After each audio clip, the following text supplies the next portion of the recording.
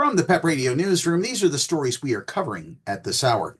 Last year, several trans candidates for elected office in Ohio were disqualified because they didn't disclose their dead names when filing the paperwork necessary to run for office.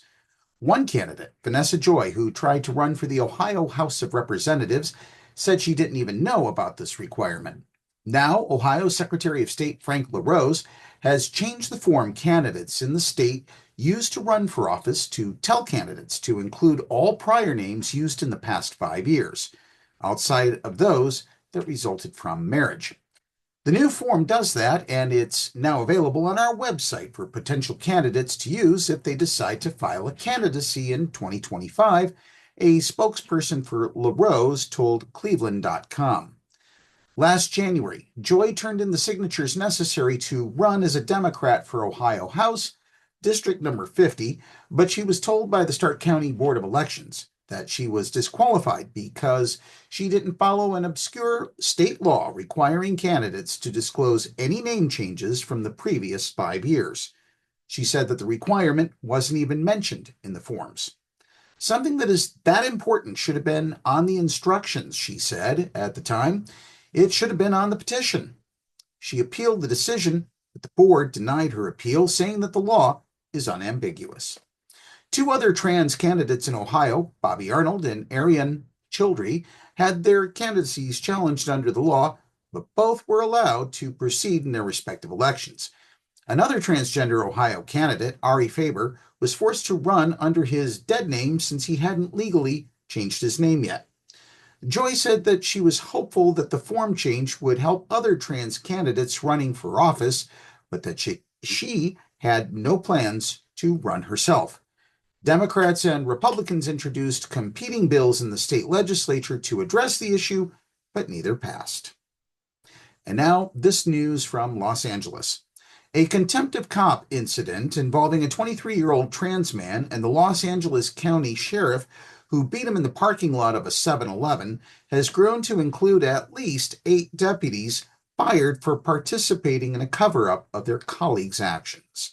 The Los Angeles Times reports that multiple LA County Sheriff's deputies have been relieved of duty amid a federal investigation into the beating of teacher Emmett Brock after he flipped off a sheriff's deputy and was beaten in the aftermath.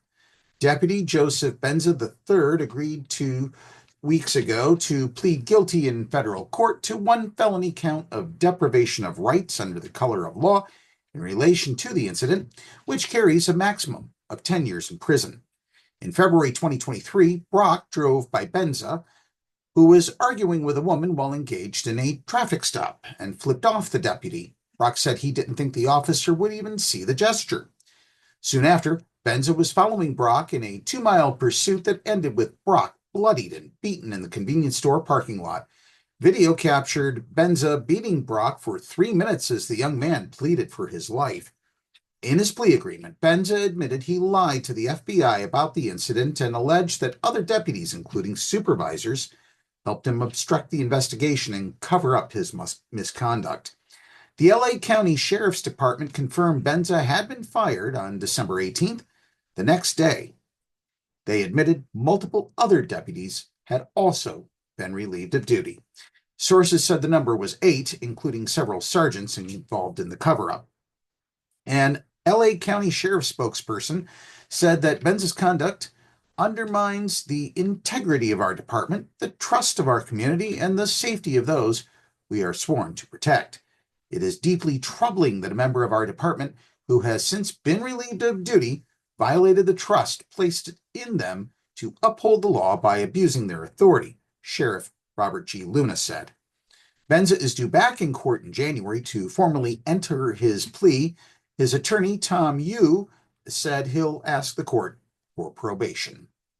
To learn more about this story or any of the stories we cover here, visit the PEP Radio page of the Pennsylvania Equality Project website, paequality.com.